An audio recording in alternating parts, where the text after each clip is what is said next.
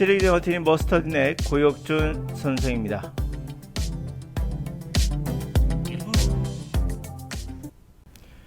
자, 인류의 역사를 통해서 발전 과정이 있죠. 인류의 진화 과정이 있고요. 이 진화에서 이루어지는 독특한 특징들이 있습니다.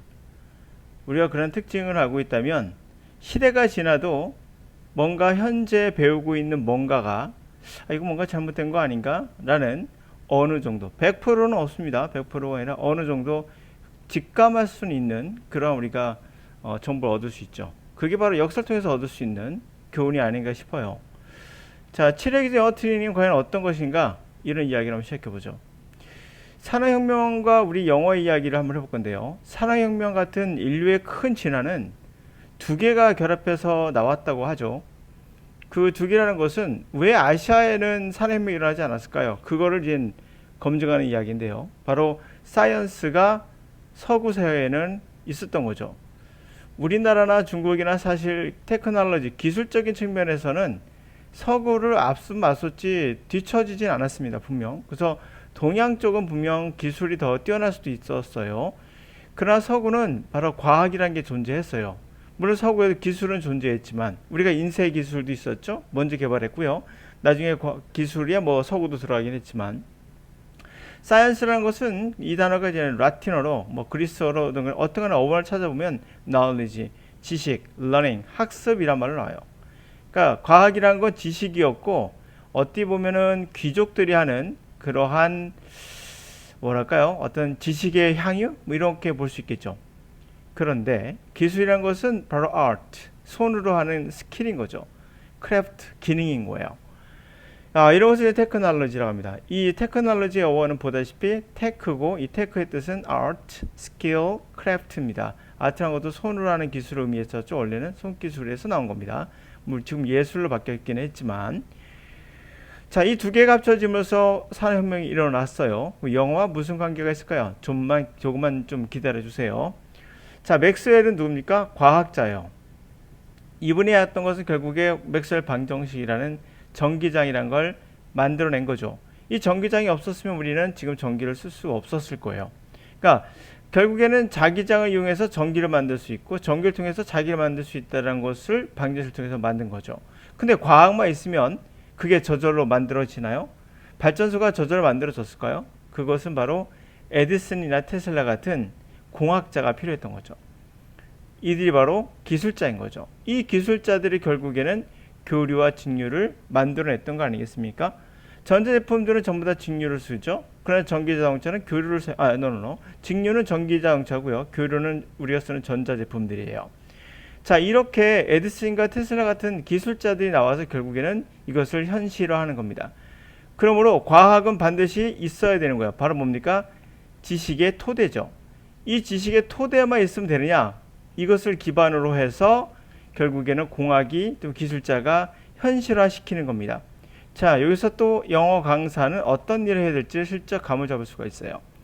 아인슈타인이 광자로서 노벨상을 받았죠. 이 광자는 건 뭡니까? 어떤 물체에 빛이 쏘아지면 전자가 발생한다는 거예요. 그러므로 빛은 광자를 입증하는 거였죠. 이 바로 과학이 이러한 과학을 이용해서 기술자들이 뭘 만들었습니까? 태양광 패널을 만든 겁니다. 자, 아인슈타인은 태양광 패널을 만든 사람이 아니죠. 이분은 정보를 제공해 준 거고요. 지식을 제공해 준 거고요. 그것을 통해서 기술자가 태양광 패널을 만드는 거죠. 자, 그러면 과학의 기반이 없는 기술은 사실 혁신이 있을 수 없는 겁니다. 그래서 우리가 새로 만들었던 철기 시대가 계속 2000년, 3000년, 4000년 지나도 계속 철기에서 벗어나지 못한 이유는 바로 산업혁명, 다시 말하면 과학의 기반이 없었기 때문이죠. 우리가 중세 시대나 고대 시대나 커다란 차이는 없었어요. 뭐 의복의 전환, 뭐 철기 사용 이런 거 말고는 커다란 전환이 없었죠. 100, 200년 된 이 과학의 기반이 없었다면 우리는 아직도 농사, 땅을 파고 살았을 겁니다. 자, 과학의 특징이 그래 뭡니까? 이제 우리 특징을 알아봐야겠죠. 그럼 과학이라는 것은 어떤 특징을 갖고 있는가? 상식적이지 않다는 겁니다. 상식이 통하지 않아요. 이게 상식이라는 건 결국에 눈에 보이는 거죠. 그냥 눈에 훤히 보이는 거. 근데 눈에 보이지 않고요. 쉽게 이해가 되지 않습니다. 그래서 과학에서 예를 들면 천동설이 났을 때, 갈릴레오가 천동설을 주장했을 때, 코페르니쿠스가 천동설을 주장했을 때 당연히 쉽게 이해가 되지 않았던 거죠. 과학의 특징이에요. 제3의 눈이 필요하다는 거죠. 이 두 눈은 믿을 수 없다는 거죠. 합리적인 것 같지만 사실 이 두 눈이 우리를 속이고 있다는 거죠. 그래서 이 제3의 눈이 필요하다는 거고, 과학의 특징은 또 이론에서 시작한다는 겁니다. 근데 이 이론은 반드시 어느 정도 검증이 돼야 되는 거죠. 검증이 되지 않으면 그것은 이론이 아닌 거죠. 자, 이제부터 본격적으로 영어 이야기 시작해 볼게요. 자, 서두가 좀 길었습니다. 우리가 과학적인 시선, 다시 말해 인류의 역사를 통해서 우리가 알 수 있는 건 내가 있는 이 시점도 인류의 역사 중에 한 페이지겠죠. 이 시점에서 내가 하고 있는 것이 과연 합리적인가? 그러니까 합리적이라는 것은 현 시대에 과학적으로 검증 가능한가를 얘기하는 거죠. 자, 영어 이야기 시작하죠. 주어 동사 문법. 이게 문법이죠. 주어 동사 목조로 구성되어 있다라는 게 문법이에요. 눈에 쉽게 보이죠. 명확하게 보이고요. 이해가 쉽게 됩니다. 그래서 기초, 우리나라에서 기초 영어에서 문법을 시작하는 건 어찌 보면은 상식적인 거예요. 근데 여기는 제3의 눈이 필요 없어요. 이건 기술자들의 작품이에요. 중세시대 작품이란 거죠. 우리가 낫을 만들었어요. 철로. 그렇죠? 철을 만들었어요. 이거 정말 눈에 보이는 거죠. 기술자들의 작품이지만 과학자는 아니에요. 이 주어동사 목적어는 그냥 문장을 보시면 쉽게 이 구성을 찾아낼 수가 있습니다. 문장을 보고 아, 이렇게 구성되어 있구나 라고 우리가 알 수가 있죠. 이런 걸 통해서 첫 번째 어학이 나왔어요. 그러니까 어순이 다른 걸 통해서 이거는 같은 언어, 알타의 어족이다, 무슨 어족이다. 근데 이게 굉장히 중세시대적인 작품이라는 거죠. 여러분 쉽게 이해가 되잖아요. 그럼 그건 아닌 거예요. 일반적으로 아니에요. 진실은 제3의 눈이 필요합니다. 자, 그러다가 21세기 넘어오면서 노암 촘스키라는 분이 나오고, 이분이 innate ability, 다시 말하면 인간은 언어를 가지고 나온다, 타고난다. 왜? 배우지 않았는데도 이 규칙을, 문법의 규칙을 아이들이 알아낸다는 거죠. 배우지 않았는데 어떻게 알았죠?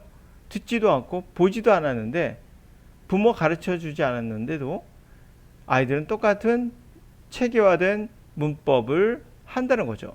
부모가 말을 못하든 부모가 언어학 지식이 없어도 어느 순간에 똑같은 구조를 배운다는 겁니다. 이것을 제가 저번 시간에 말씀드렸고요. 자, 필요하시면 저번 그 1분 영어를 참고해 보시고요. 하여튼 이 노암 촘스키가 했던 이것은 학습을 뛰어넘는다는 거예요. 우리가 알고 있던 영어를 배울 때는 항상 학습이라는 관점에서 배웠지만 그것을 뛰어넘는다는 겁니다.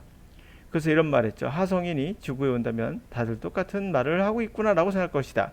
우리는 다르다고 생각하지만 실제로 같다는 거죠.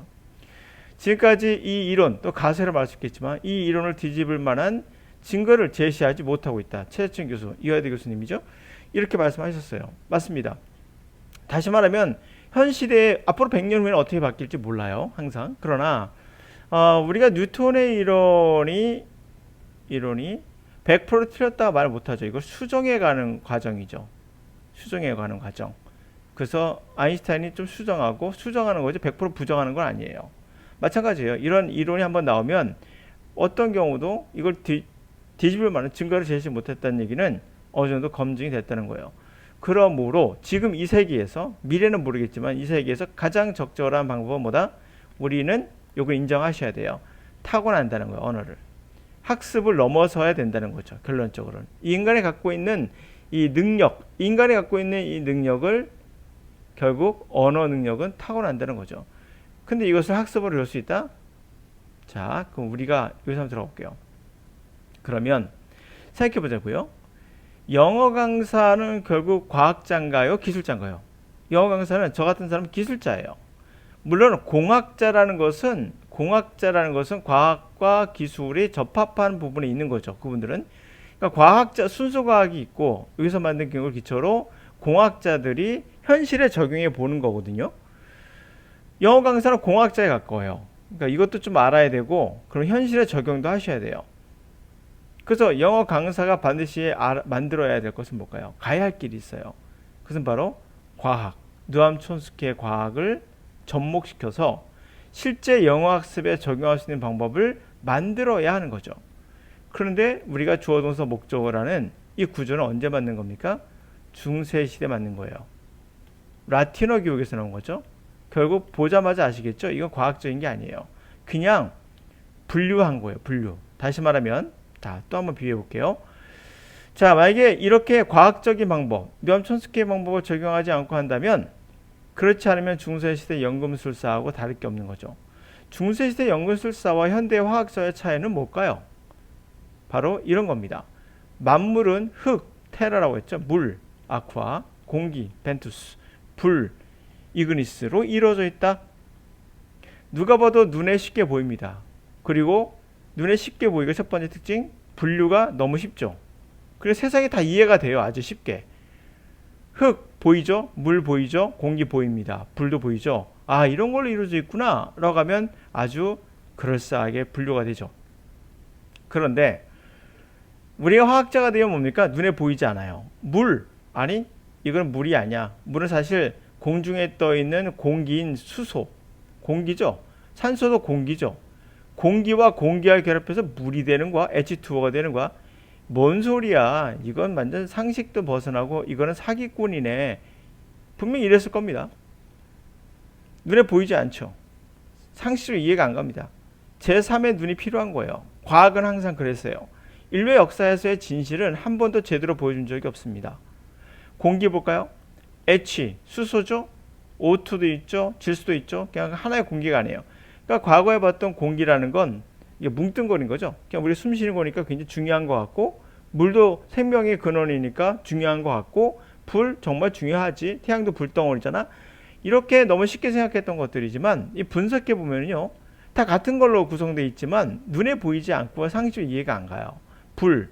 불은요, 공중에 있는 물에 있는 거 불과 반대 성격인데 불구하고 같은 구성이 돼 있어요. 불은 탄소가 결합해서 된 거죠. 그러니까 나무가 타는 이유가 뭡니까? 공중에 있는 산소가 결합하는 거잖아요. 그래서 CO2가 나오죠. 이산화탄소가 나오죠. 아니 근데 결국에 불과 물과 공기가 다 뭡니까? 하나라는 거 알 수 있어요. 우리가 이해가 전혀 안 되죠. 어떤 경우도. 이런 형식으로는.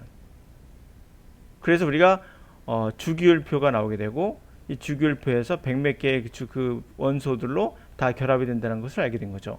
누가 이것을 눈으로 볼 수 있겠습니까? 볼 수가 없죠.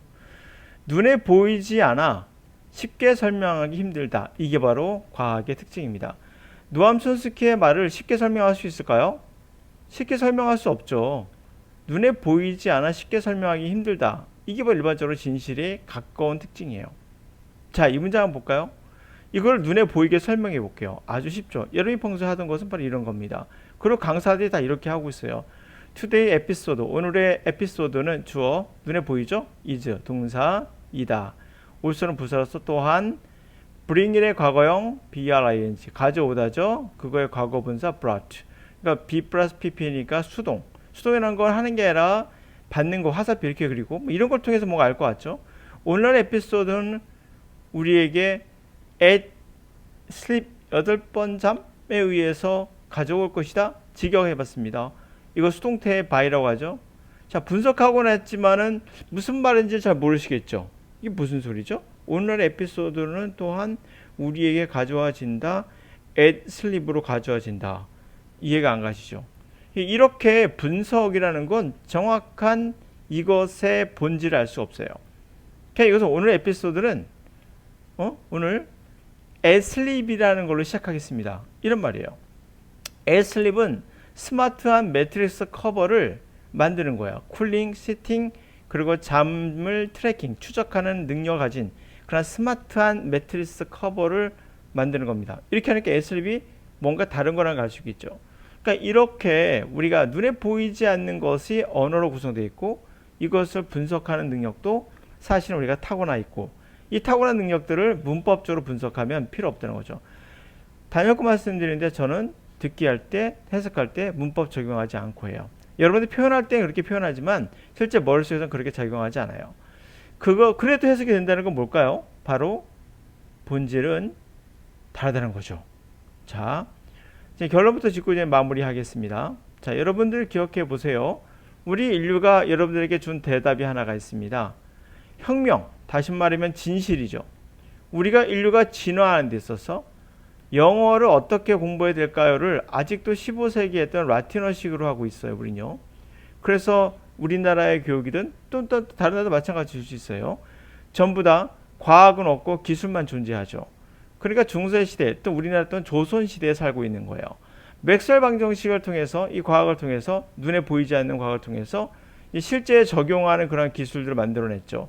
결국은 과학자만 있는 것은 아니죠. 기술자, 공학자가 있어야 돼요. 결국 그걸 통해서 만들지만 공학자도 결국은 뭡니까?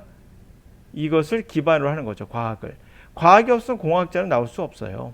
그래서 과학이 기반을 둔 기술 혁신은 있어 본 적이 없습니다. 마찬가지예요. 언어는 어떻게 한 거죠?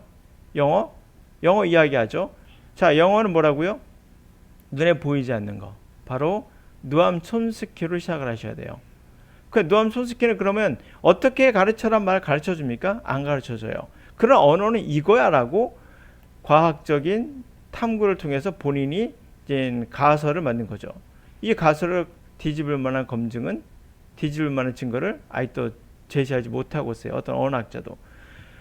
자, 그렇다면 우리가 이것을 기반으로 할 수밖에 없는 거죠. 그러나 저분은 뭐합니까? 절대 어떻게 가르치란 말을 가르칠 수는 없어요.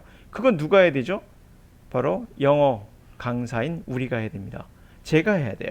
근데 우리나라 영어 강사 뭐합니까? 다 없어요. 이런 거 없이 그냥 나와 있는 몇 가지 사실만 갖고 이야기를 해요. 가장 요즘에 봤던 광고 중에 가장 웃겼던 광고는 뭐냐면 이거였어요. 자, 여러분 영어 할 때 단어가 중요하죠? 중요한 거 맞습니다. 단어를 암기하시면 어떻습니까? 시간이 지나면 까먹어요. 이것을 우리가 단기 기억이라고 그러고요. 그 다음에 시간이 지나면 장기 기억으로 바뀝니다. 이런 거 존재합니까? 존재해요. 실제로. 그러니까 단기에서 장기로 넘어가야 되죠. 그래서 영어를 보다가 단어장을 본 다음에 그리고 나서 다음에 볼 때는 1주 또는 3일 안에 한 번 더 봄으로써 장기 기억에 저장이 됩니다. 이게 영어 강사가 이제 어떤 영어 강사 광고에서 했던 거 들었는데요. 이거 뭐 어떻게 보면 상식이죠. 여러분도 알다시피 단어 암기하고 자주 보면 좋다. 뭐 상식적인 이야기인데 이런 걸 이야기하고 있는데 이것은 뭡니까? 틀린 말은 아니지만 이미 우리가 알고 있던 거예요. 그렇죠? 단어 암기하고 그리고 또 며칠 전에 까먹기 전에 한 번 더 보고 그래서 우리가 단어장을 2회독한다, 3회독한다 하는 말이 거기서 나온 거거든요. 그럼 암기가 돼요. 나쁜 방법은 아니죠. 우리가 해왔던 겁니다. 이게 제가 말씀드린 거 눈에 보이는 거예요. 눈에 보이고 쉽게 따라할 수 있어요. 그러나 실제로는 영어라는 건 단어로 구성되어 있는 거 맞지만 그걸 넘어서 우리가 생각할 수 있는 걸 넘어서 그 부분 바로 뭡니까? 과학적인 부분 이 넘어서 보셔야 돼요. 그 넘어서 보이는 걸 가르쳐야 되는 거죠. 2회독, 3회독 하는 걸 누가 못합니까? 너무나 쉬운 거죠. 그렇게 하시는 것도 틀린 방법은 아니지만 더 중요한 건 어떻게 그러면 이걸 해석을 하지? 단어가 이렇게 수많은 단어가 지나가는데 이 수많은 단어를 어떻게 빠르게 어떻게 내 걸로 가져올 수 있을까? 그거에 대한 건 없는 겁니다. 그냥 이 단어를 빨리 외우는 방법 말고는 없는 거예요. 그거 해독 3회독 하면 되는 거예요. 그거 아무것도 아닌 거죠. 이게 강의입니까? 강의가 아닌 거죠. 그렇죠? 자, 결국에 영어에서 가장 중요한 건 이 단어와 단어가 합쳐지면서 어떻게 우리가 이것을 해석하지 않고 우리말로 받아들일 수 있는 것인가? 문법적인 걸 적용하지 않고 그들처럼 할 수 있는 것인가? 바로 그게 강사가 만들어야 될, 다시 말해 언어의 공학자가 만들어야 될 강의인데 어떤 강사도 그런 건 없죠. 저 말고는 없습니다. 그래서 모든 강사들이 전부 다 하는 것은 그냥 주어 동사 찾고 아니면 현대 영어가 어떻거나 현재 쓰이는 거 그대로 갖고 와서 이렇게 사용하지 않아요. 이렇게 사용해요. 이거 말고는 없는 거죠. 없는 겁니다. 아무것도. 근본적인 과학적인 토대가 없는 거죠. 그냥 있는 거 가져다 보여주는 거 말고는 없죠. 자, 우리가 영어 강사가 가야 될 길, 여러분들이 영어를 배워야 될 길은 뭡니까? 바로 과학에 기반하고 있는가, 그것은. 근데 과학이라는 게 그냥 쉽게 이렇게 뭐 단어 암기 정도 이런 걸로 끝나는 것은 아닌 거죠.